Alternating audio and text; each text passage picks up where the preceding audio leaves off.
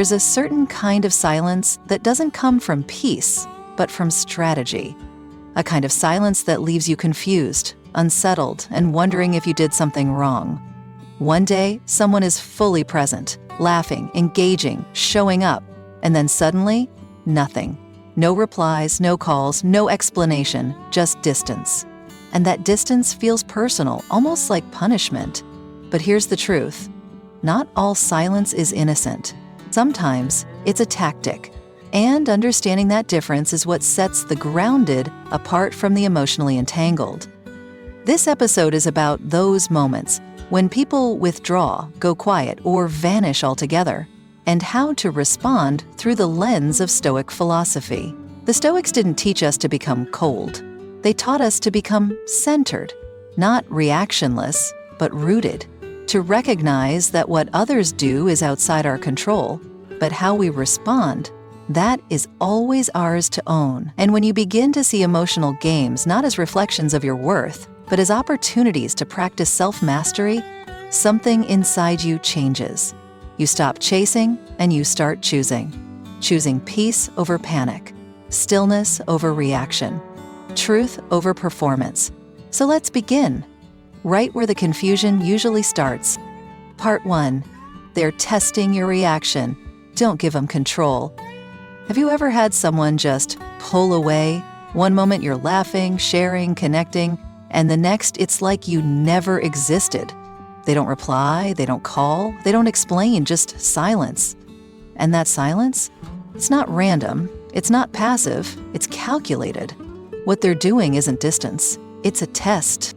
Yes, you heard me. Some people ignore you on purpose, not because they've stopped caring, but because they want to see something. They want to see how far you'll go to chase them, how quickly you'll question yourself, how desperate you'll become for their attention, and above all, how much power they still hold over you. And this is where the mind games begin.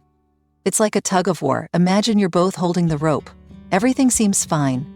Then suddenly, they let go, not by accident, but to see if you'll stumble, to see if you'll fall forward, chasing after something that was never meant to be pulled that hard. And what do most people do? They panic. They pull harder. They start double texting. They ask, "Did I do something wrong? Are we okay? Please talk to me." And just like that, you've handed them the power they were testing for. But what if you didn't? What if the rope falls and you just let it? What if instead of running toward them, you took a step back and stood tall in your silence? That right there is where Stoic power begins.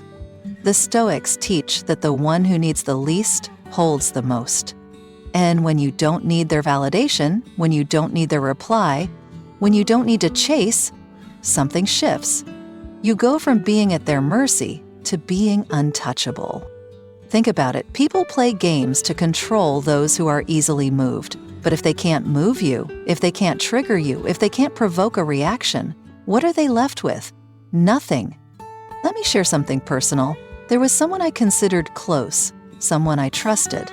And every time I got busy with my goals, every time I pulled back a bit to focus on me, their energy would change. Suddenly, they'd act cold, disengaged, passive-aggressive. At first, I thought I did something wrong, so I'd chase, I'd apologize, I'd re-engage, and the pattern would repeat again and again. Until one day, I stopped. I didn't explain, I didn't ask, I didn't plead, I just stayed still. And do you know what happened?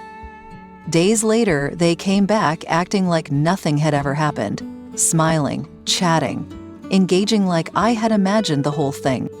That's when it hit me. It was never about me, it was always about control. They wanted to see if they could pull the strings. And because I didn't dance, I disrupted the whole script. So, how do you deal with people who test you like this? First, recognize the pattern. When silence feels intentional, it probably is. It's a tool, a tactic, to see if you'll flinch. Second, don't give them what they want. No chasing, no anxious explanations, no desperate calls. Your stillness becomes your strength. And third, always remember your worth, because someone who truly values you won't need to trick you into proving your care. They'll know you do, and they'll honor it without the game. Real connection isn't measured by how many hoops you're willing to jump through. It's measured by how safe you feel when you're standing still. So the next time someone tries to test you with silence, let them wait, let them wonder, let them feel the weight of your self-respect. Because when you refuse to play the game, you win by default. Part 2. They no longer benefit from you, and that's not your fault. Let's talk about one of the most bitter pills to swallow. The moment you realize someone was only ever around because it served them, they liked you. Or at least, it seemed like they did.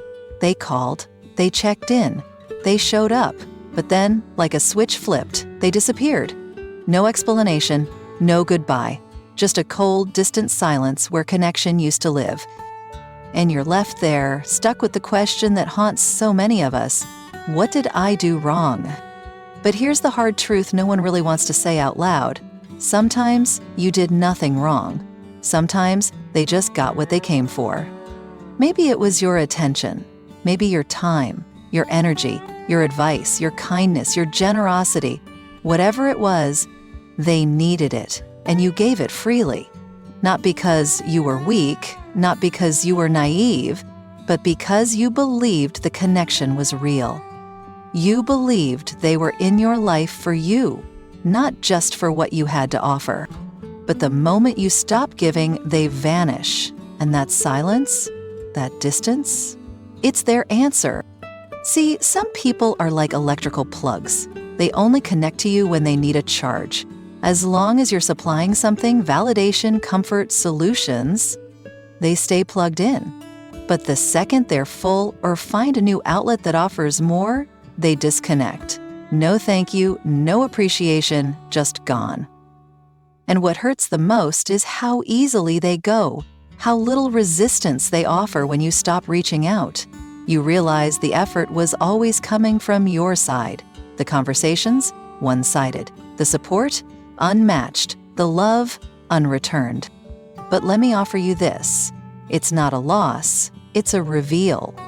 Epictetus once said, "Attach yourself to what is true, not to what is temporary." And that's exactly what this is. A clearing, a removal of people who were only passing through but tried to act like they were permanent. When someone leaves, the moment you stop providing, they were never there for you. They were there for the benefit of being near you. I remember a time when someone in my circle seemed so genuine. They were always there, always engaging, always supportive. At least, that's how it looked. But one day I got quiet. Not distant, just less available. I stopped initiating. I stopped offering first. I stepped back. Not to punish, but to observe. And what happened? Nothing. No texts, no calls, no, "Hey, I've missed you." The person who once seemed so present disappeared without a word. And that silence told me everything. Not about me, but about them. So how do you deal with this kind of vanishing act? First, recognize the signs. If someone only shows up when they need something, that's not connection, it's convenience. Pay attention to the rhythm. Are you always the giver? Do they disappear the moment the giving stops? Second, stop chasing. If someone walks away when the benefits dry up, let them. Let them go guilt-free. Because the ones who matter, the ones who truly value you, they're not counting favors. They're not measuring worth by what they can extract. They're showing up simply because it's you. And third, reinvest in people who pour into you. Stop exhausting yourself trying to keep relationships alive that are only breathing because you're doing CPR every day. Shift that energy to the ones who don't need to be reminded of your value because they see it clearly. At the end of the day, it's not your job to convince people to care. It's not your mission to prove your worth to someone who only recognized it when it came with a benefit. Your worth stands even when no one's watching, even when no one is taking. So if someone walks away when you stop giving, let that be your blessing, not your heartbreak. Because the right people, they stay. Not because they need something, but because they see you as something worth keeping. Part 3. They're influenced by others, and that has nothing to do with you. Sometimes people change on you without warning. One day they're warm, familiar, laughing with you like always, and then suddenly their tone shifts, their energy pulls back, their responses feel colder, shorter, and you can sense it. Something's off. But when you search your memory, you can't find the argument. You can't find the moment where things fell apart. And that's because it didn't happen between you and them. It happened between them and someone else. See, not everyone is strong enough to hold their own opinion. Some people are so easily swayed, so hungry for approval, that they'll take the words of others as gospel without ever seeking your side of the story. They'll listen to a rumor, a whisper, an exaggeration, and instead of coming to you, they'll pull away, quietly, suddenly, and it'll leave you wondering, what did I do? But you didn't do anything, they just chose not to ask, and that decision says everything about them, not about you. There's a particular sadness that comes with being misunderstood, especially when the misunderstanding was handed to someone secondhand. It's like watching someone walk away from you without even knowing who you really are. And that's the hard truth. Some people don't want the truth. They just want comfort. They want the version of reality that requires the least effort, the least questioning, the least discomfort. And when believing something negative about you helps them avoid confrontation or responsibility, they'll believe it. Not because it's true, but because it's easy. Because it saves them from having to grow or to stand up and say, "This doesn't sound like the person I know. I should ask them myself." But they don't. They fold. They drift. And the worst part is, you're the one left with the silence. But here's where Stoicism brings clarity. If someone's view of you can be changed by a rumor, that view was never stable to begin with. Marcus Aurelius wrote, "If someone is able to show me that what I think or do is not right, I will happily change, for I seek the truth." The people who are meant to be in your life are the ones who seek truth, not convenience, not comfort, and certainly not secondhand story. The ones who truly care will come to you. They'll talk to you. They'll ask instead of assume. And if they don't, that's your answer. I've lived this. I had a friend who once shared everything with me. Dreams, fears, late-night talks that felt like family. Then, without reason, things grew distant, cold. I later found out someone had fed them a version of a story that painted me in a false light, and instead of coming to me, they vanished just like that. At first, I wanted to explain. I wanted to defend myself. I wanted to correct the narrative. But then I paused, and I remembered this. If someone doesn't value the truth enough to seek it, they don't deserve to hear it from you. So what do you do when someone pulls away because of someone else's influence? You stop chasing. You stop pleading. You stop explaining yourself to people committed to misunderstanding you. You let them drift, and you let the truth be what it always is: patient, steady, and eventually undeniable. Because time has a way of revealing integrity. And when the dust settles, the people who left without asking, they'll see the consequences of listening to the wrong voices. And by then, you'll have already moved on. Not bitter, not cold, but wiser, stronger, and more grounded in the truths that you never had to prove your worth to anyone willing to doubt it so quickly. Part 4. You've stopped playing by their rules, and they can't handle it. There comes a moment in your personal growth journey when you no longer bend just to keep the peace. You stop saying yes when you mean no. You stop laughing at jokes that carry hidden jabs. You stop shrinking yourself to make someone else feel tall. And the second that shift happens, when you start standing up for yourself, when you begin setting boundaries, when you stop playing the game the way they taught you to, they begin to pull away. Not because you wronged them, but because you've stepped out of the role they silently cast you in. They wanted you agreeable, predictable, malleable. They needed you to stay small so they could feel big. But now you're no longer easy to mold. You've taken the strings off the puppet, and suddenly the puppeteer isn't interested anymore. They disappear, not because something went wrong, but because you stopped letting them pull the strings. And that's the part most people don't understand. Distance isn't always caused by a mistake. Sometimes it's the result of healing, of waking up to manipulation, of no longer letting someone else's comfort dictate your actions. You used to tiptoe around their moods. You used to explain every decision just to avoid their disapproval. But now you hold your own ground, you speak with clarity, you act with self-respect. And to those who only stayed because they could influence you, that's threatening. They'll say you've changed, that you've become difficult, distant, cold. But what they really mean is, you're no longer easy to control. And that realization, that's freedom. The Stoics taught that the cost of freedom is often the loss of those who needed you bound. Epictetus said, freedom is the only worthy goal in life, but he also warned, it doesn't come without sacrifice, and sometimes that sacrifice is the people who only knew how to love the version of you that didn't love yourself. I remember someone in my life who used to make every decision feel like a negotiation. My opinions were always too strong. My reactions too emotional, my boundaries too selfish. For a long time, I adjusted, I softened, I explained. I tried to fit the mold just to keep the connection alive. But one day, I woke up, tired of performing. I stopped justifying myself. I started doing what was right for me, without fear, without apology. And almost immediately, they vanished. No fight, no conversation, just silence. And at first it stung, but then I realized I didn't lose a friend. I lost a pattern.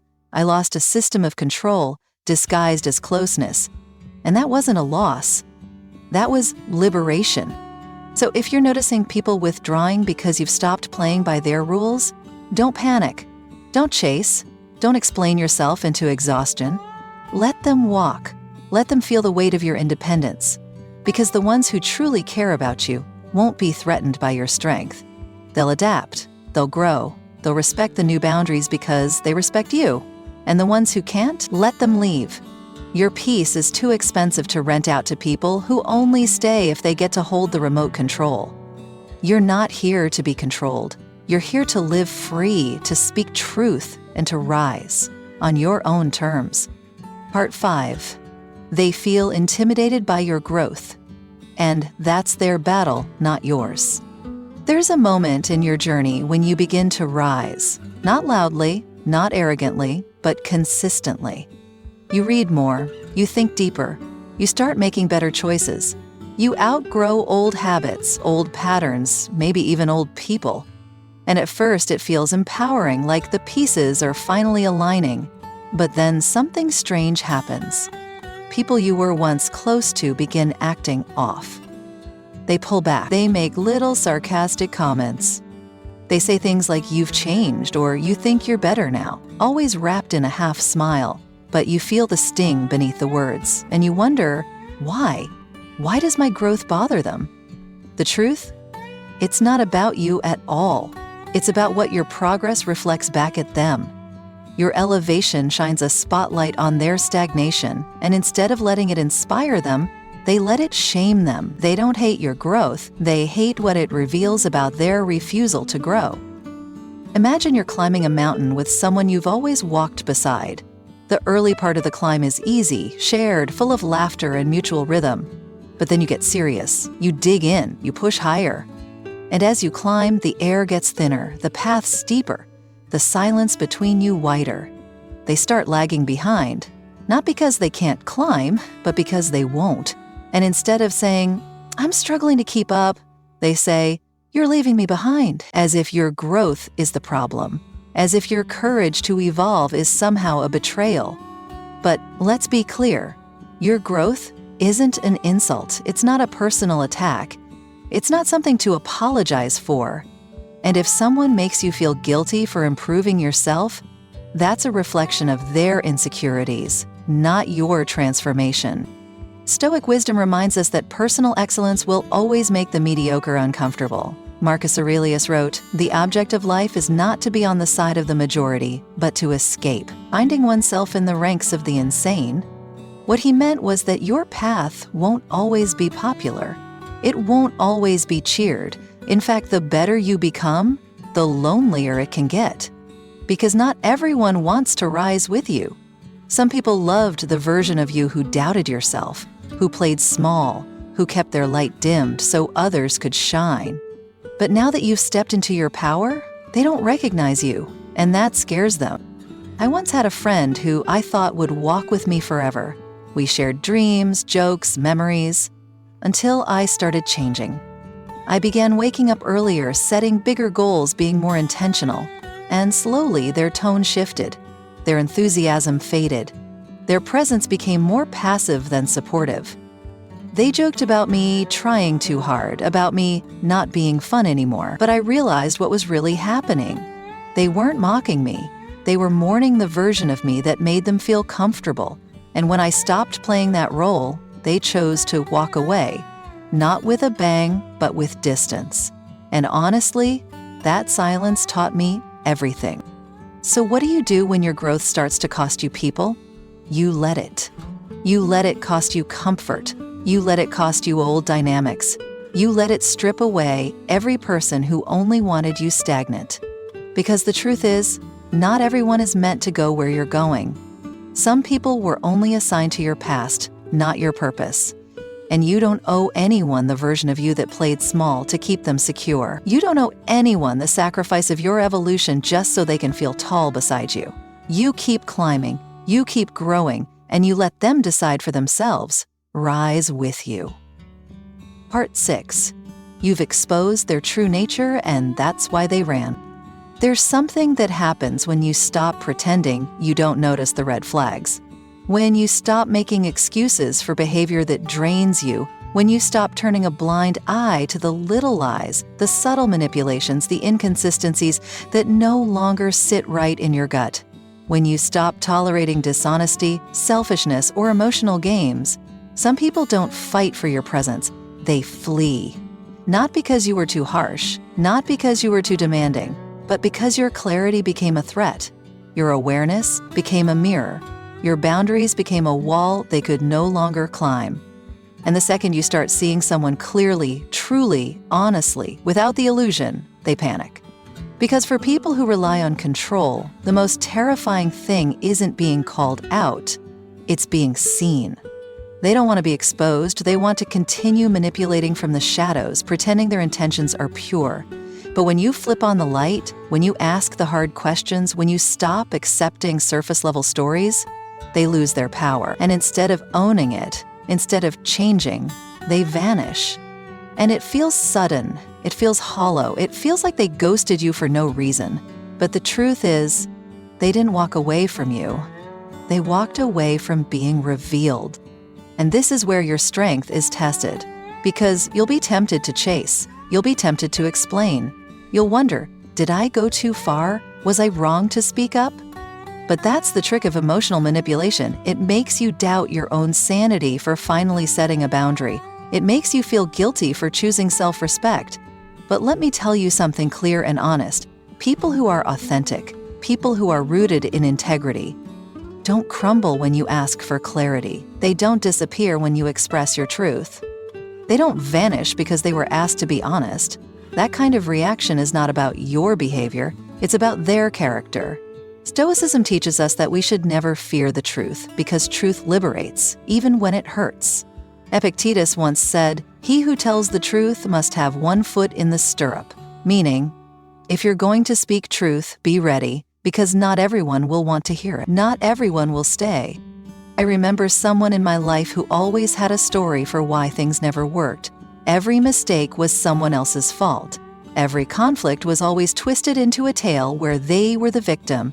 And for a while, I believed it. I defended them. I gave them the benefit of every doubt. Until one day, things didn't add up anymore. Their stories started to contradict.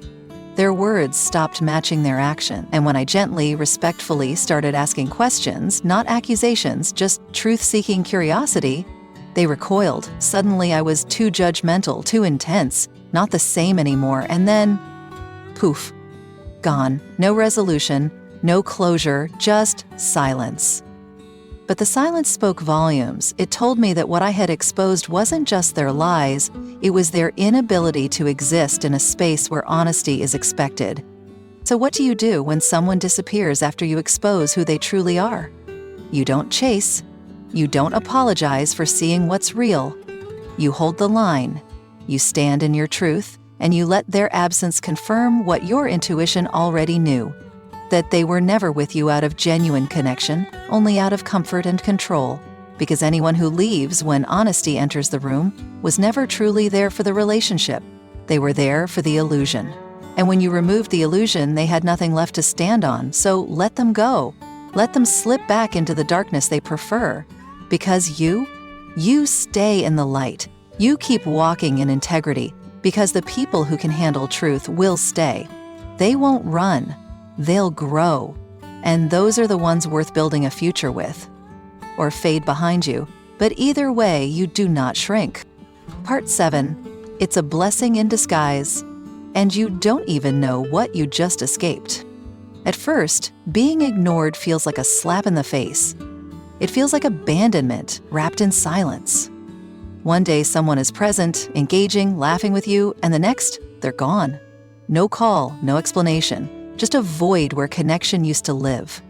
And in that space, your mind spirals. Did I say something wrong? Did I miss something? Should I reach out? But let me offer you a shift.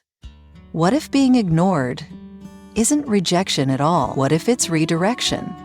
What if their silence is not the absence of care, but the absence of alignment? What if them walking away is not about your lack of value, but a sign of their inability to recognize it? Because the truth is, not everyone is meant to walk with you forever. Some people are chapters, not the whole story. Some are lessons, not lifelines. And when they fall away, it's not always a tragedy. Sometimes it's protection. Sometimes it's the universe stepping in and removing what you were too loyal to walk away from on your own. Think of a tree in autumn. It doesn't panic when the leaves fall. It doesn't mourn the parts of itself that no longer serve its growth. It lets go. Why? Because it knows that new life requires space. It trusts the process of release. And you have to learn to trust that process too.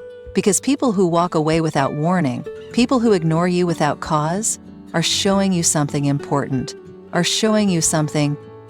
They're revealing the depth of their emotional immaturity. They're showing you that your presence was only valued when it was convenient, that your love was only meaningful when it required no effort. And while it may sting in the moment, it's not a reflection of your worth. It's a revelation of theirs. Stoic wisdom calls us to stop attaching pain to loss. Marcus Aurelius wrote, "What stands in the way becomes the way." Meaning, even what hurts, especially what hurts, can become the very thing that frees us. That cold silence you're sitting in, it might be the first quiet step toward your healing. Because if they could walk away so easily, what were they really building with you? If they didn't even care enough to communicate their exit, what does that say about their capacity to love you in the hard seasons, the storms, the uncertainty of life? You don't need people who only show up in sunshine. You need people who can stand in your rain and still stay rooted. And when someone ghosts you, when someone disappears, when someone looks the other way after all you gave, thank them. Not with sarcasm, not with resentment, but with genuine gratitude. Because they've just cleared space in your life for someone who will show up, someone who won't get quiet when you evolve. I remember someone who meant a lot to me. We shared laughter, history, and what I thought was real friendship. Until one day, silence. No fight, no falling out, just gone. I wrestled with it for weeks, trying to understand, wondering if I should chase them down, but I didn't. I waited. I watched. And what I realized was that I had been the one holding that connection up all along. I was the one reaching, checking in, doing the emotional labor. And when I stopped, they stopped. Not because I wronged them, but because they were never really present, only attached to what I provided. That silence, it became my answer. And it taught me something no conversation ever could. You don't lose people like that. You shed them. And in the shedding, you become lighter, stronger, and far more free. So how do you move on from someone who ignores you? You shift your mindset. You stop interpreting their silence as your failure. You start seeing it as their confession. You realize that real love, real friendship, real connection doesn't disappear without a word.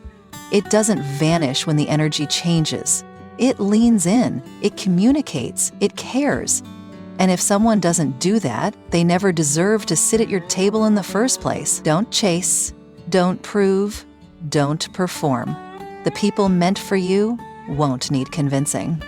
They'll show up because they want to, not because they benefit. And when you find those people, when you stop clinging to the ones who left, you realize something profound. Being ignored isn't the wound you thought it was. It's the wisdom you didn't know you needed, the quiet gift that clears space for what's real. So let the silence echo. Let the ones who weren't meant for you fall away, and keep walking forward, not bitter, not broken, but awakened. Because the ones who truly see you, the ones who truly value you, they're still out there, and they'll never make you question your worth through silence. Thank you for being here, for listening, and for choosing to grow with me, one quiet truth at a time.